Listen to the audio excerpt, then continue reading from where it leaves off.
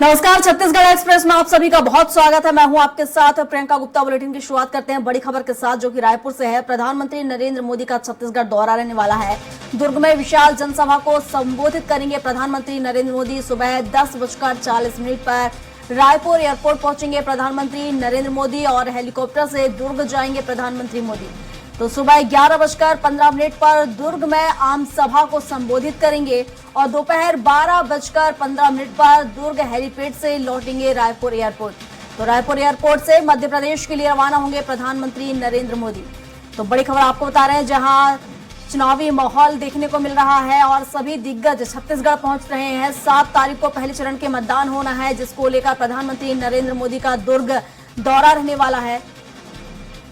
2 संभागों में पहले चरण के लिए मतदान होना है, बस्तर और दुर्ग, जिसको देखते हुए लगातार ताबड़तोड़ रैलियां की जा रही हैं। प्रधानमंत्री नरेंद्र मोदी स्टार प्रचारक के रूप में छत्तीसगढ़ पहुंचे हुए हैं और इससे पहले भी हम देखें कि जब नरेंद्र मोदी पहुंचे थे तो उन्होंने एक घोषणा पत्र जारी किया। हालांकि कांग्रेस बता रही विरोधाभास इसको लेकर, कह रही है धान खरीदी के लेकर जिस तरह से समर्थन मूल्य की वादा यहाँ पर घोषणा पत्र में किया गया, उसको लेकर कहीं ना कहीं कांग्रेस सवाल खड़े कर रही है। तो 7 नवंबर को पहले चरण के लिए मतदान होना है छत्तीसगढ़ में।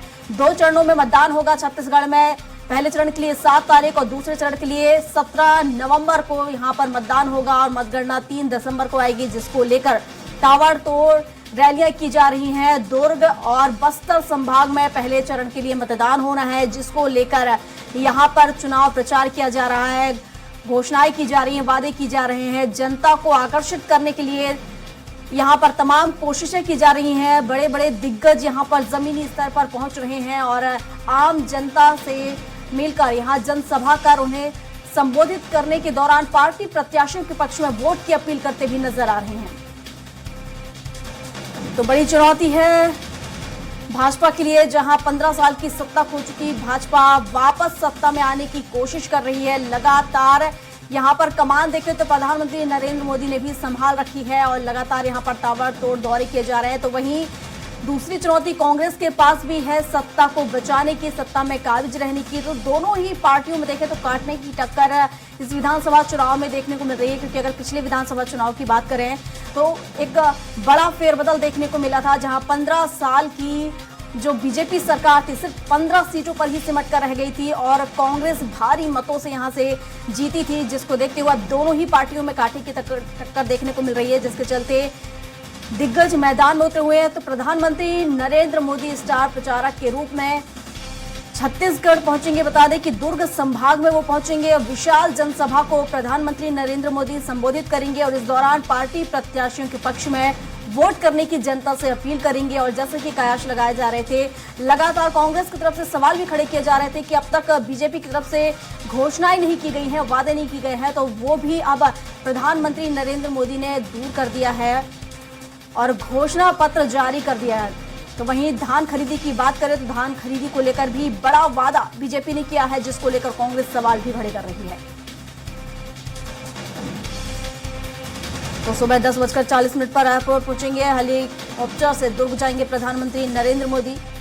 तो दुर्ग में विशाल जनसभा को संबोधित करेंगे। सुबह 11:15 पर दुर्ग पहुंचेंगे और इस पर विस्तार से जानकारी के साथ हमारी सहयोगी स्वाति कौशिक हमारे साथ लाइव जुड़ चुके हैं। तो स्वाति का ही रुख कर लेते हैं। स्वाति, लगातार हम देखें तो यहाँ पर दौरे किए जा रहे हैं। पहले चरण के लिए दुर्ग और बस्तर संभाग में चुनाव होने हैं, मतदान यहाँ पर किया जाएगा, जिसको लेकर पूरी तरह से सजग नजर आ रही हैं दोनों ही पार्टियां। कांटे की टक्कर है और प्रधानमंत्री नरेंद्र मोदी भी पहुंच रहे हैं। क्या कुछ उनके कार्यक्रम की रूपरेखा? जी बिल्कुल, देखिए आज प्रधानमंत्री जो है वो खुद छत्तीसगढ़ आ रहे हैं। इसके पहले भी कई दौरे जो है प्रधानमंत्री नरेंद्र मोदी के हो चुके हैं। जैसा कि अभी आपने कहा, दोनों ही पार्टियों के बीच में कांटे की टक्कर है, बिल्कुल कहा जा सकता है, क्योंकि लगातार केंद्रीय नेतृत्व का, दोनों ही महत्वपूर्ण पार्टियां हैं, बीजेपी और कांग्रेस, दोनों के केंद्रीय नेतृत्व का छत्तीसगढ़ दौरा चल रहा है। और अगर अभी इस वक्त हम कहें कि छत्तीसगढ़ में नेताओं का जमावड़ा है तो कोई अतिशयोक्ति नहीं होगी। जहां एक तरफ बीजेपी के केंद्रीय गृह मंत्री अमित शाह कल छत्तीसगढ़ पहुंचे, उन्होंने यहाँ घोषणा पत्र लॉन्च किया और आज नरेंद्र मोदी आ रहे हैं। इसी तर्ज पर आम आदमी पार्टी के भी 2 महत्वपूर्ण लोग, अरविंद केजरीवाल दिल्ली के सीएम और भगवंत मान पंजाब के सीएम, वो इस वक्त छत्तीसगढ़ में हैं। और बात अगर हम करें जमावड़ों की, बड़े नेताओं की, तो आज महत्वपूर्ण ये भी है कि दिल्ली यूपी के सीएम योगी आदित्यनाथ का भी छत्तीसगढ़ दौरा है। वहीं आज दूसरी तरफ राहुल गांधी का भी छत्तीसगढ़ दौरा है। तो लगातार छत्तीसगढ़ के चुनावी माहौल में बड़े नेताओं का आना जो है वो सिलसिलेवार तरीके से चल ही रहा है। और आज पर अगर हम लौटे तो आज खुद प्रधानमंत्री नरेंद्र मोदी जो है वो एक बार फिर छत्तीसगढ़ का दौरा करने जा रहे हैं और इस बार के दौरे में वो पूरे दुर्ग संभाग को साधने की कोशिश करेंगे। हमने देखा कि जब इस चुनावी माहौल के दौरों की शुरुआत हुई तो वो भी प्रधानमंत्री नरेंद्र मोदी ने दुर्ग संभाग से की थी। दुर्ग संभाग कई मंत्रियों का गढ़ है। अगर कांग्रेस पार्टी की अगर हम बात करें तो फिलहाल वर्तमान में प्रदेश सरकार के कई मंत्रियों का गढ़ दुर्ग संभाग को माना जाता है। खुद मुख्यमंत्री दुर्ग के पाटन विधानसभा से आते हैं। मंत्री अनिला भेड़िया की बात कर ले, गृह मंत्री ताम्रध्वज साहू की बात कर ले, तो इस तरीके से हम देखें तो लगभग 4 से 5 मंत्री हैं जो दुर्ग संभाग से आते हैं, वहां उनकी कॉन्स्टिट्यूएंसी, और इन सभी पर सेंध लगाने कहीं ना कहीं नरेंद्र मोदी जो है प्रधानमंत्री, देश के बीजेपी के कद्दावर नेता, वो इस बार फिर से दुर्ग संभाग का दौरा करने जा रहे हैं और वहां पर अपने बीजेपी के प्रत्याशियों के हक में वोट मांगने जा रहे हैं। जी बिल्कुल स्वाति, हालांकि जिस तरीके से लगातार कांग्रेस ये आरोप लगा रही थी कि घोषणा पत्र बीजेपी ने जारी नहीं किया है, अब तक कोई घोषणाएं नहीं की है, तो अब घोषणा पत्र भी जारी हो गया, लेकिन इसके बाद भी कांग्रेस लगातार सवाल खड़े कर रही है। जिस तरीके से धान खरीदी का जो समर्थन मूल्य 3100 रुपए वादा किया गया है, उसको लेकर भी कांग्रेस ने कहीं ना कहीं इस पर आरोप लगाए हैं। और इसके साथ ही आज प्रधानमंत्री नरेंद्र मोदी दुर्ग पहुंच रहे हैं, तो क्या कुछ घोषणाएं कर सकते हैं? जी देखिए, घोषणा पत्र की अगर हम बात करें बीजेपी के, तो उसका नाम ही दिया गया है मोदी की गारंटी। और बीजेपी के संकल्प पत्र का, घोषणा पत्र का नाम है मोदी की गारंटी। लगातार जब घोषणा पत्र की चर्चाओं में चल रहा था तो कहीं ना कहीं ये बात हमेशा कही जा रही थी बीजेपी द्वारा कि किसानों के हित के लिए कुछ बड़ा आने वाला है।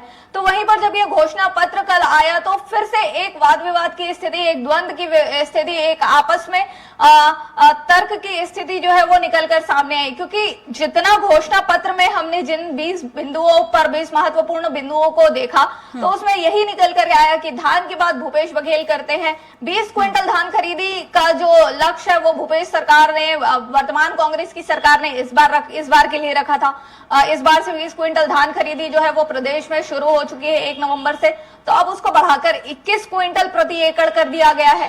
अभी प्रदेश में वर्तमान रेट लगभग 2800 से अधिक चल रहा है, तो अब वो 3100 की बात कर रहे हैं। तो इस तरीके की अगर किसानों के विषय पर लेकर चले तो उस पर बातचीत जो है वो पक्ष विपक्ष की चल रही है प्रदेश में, कांग्रेस की और बीजेपी की।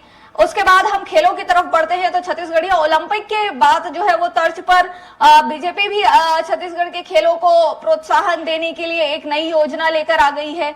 नाम बदलकर ये पक्ष विपक्ष में अभी तर्क की बात जो है वो चल रही है कि, और मुख्यतः जो एलिगेशन लग रहे हैं वो इसी बात के लग रहे हैं बीजेपी पर उसके घोषणा पत्र के बाद कि ये तमाम वही योजनाएं हैं कहीं ना कहीं जिसको भूपेश बघेल पहले ही लॉन्च कर चुके हैं और कहीं ना कहीं उस पर छत्तीसगढ़िया वाद की राजनीति भी जो है वो अब शुरू हो गई है। क्योंकि भूपेश बघेल को जननेता इसीलिए माना जाता है क्योंकि वो छत्तीसगढ़ से बिलोंग करते हैं और छत्तीसगढ़िया वाद की बात करते हैं, छत्तीसगढ़ की संस्कृति और यहाँ की परंपराओं की बात करते हैं। तो जिस तरीके से आदिवासियों की संस्कृति की बात की गई, घोटुल परंपरा की, तो वो भी बीजेपी के घोषणा पत्र में अब कहीं ना कहीं देखने को मिला। तो ये जब कल केंद्रीय गृह मंत्री अमित शाह ने घोषणा पत्र जारी किया तो उसके बाद से प्रदेश में अभी तक फिलहाल देखने वाली स्थिति यही निकल कर आ रही है कि लगातार दोनों ही पक्षों के बीच में यही बात चल रही है कि पूरे जो घोषणाएं की गई है ये कहीं ना कहीं कांग्रेस की घोषणाओं में पहले ही आ चुकी है और कांग्रेस भी अभी तक घोषणाओं में पीछे नहीं है। 17 घोषणाएं महत्वपूर्ण वो भी कर चुके हैं कि धान की खरीदी कितने में होगी, कौन से कर्जे माफ होंगे और तमाम तरह की बातें जो है वो भी कर चुके हैं। जी बिल्कुल स्वाति, कुल मिलाकर देखा जाए तो जिस तरीके से कांग्रेस ने जो अपने वादे किए हैं कहीं ना कहीं उसको देखते हुए ही ये घोषणा पत्र बनाया गया है। तमाम उन चीजों को साधने की कोशिश की गई है जिसको पिछली बार सामने रखकर भूपेश सरकार यहाँ पर बनी थी। तो शायद यही वजह है कि वापस सत्ता पाने के लिए उन्हीं शर्तों को यहाँ पर दोहराया जा रहा है। स्वाति, आप बने रहिए, एक और खबर पर आपसे अपडेट लूंगी।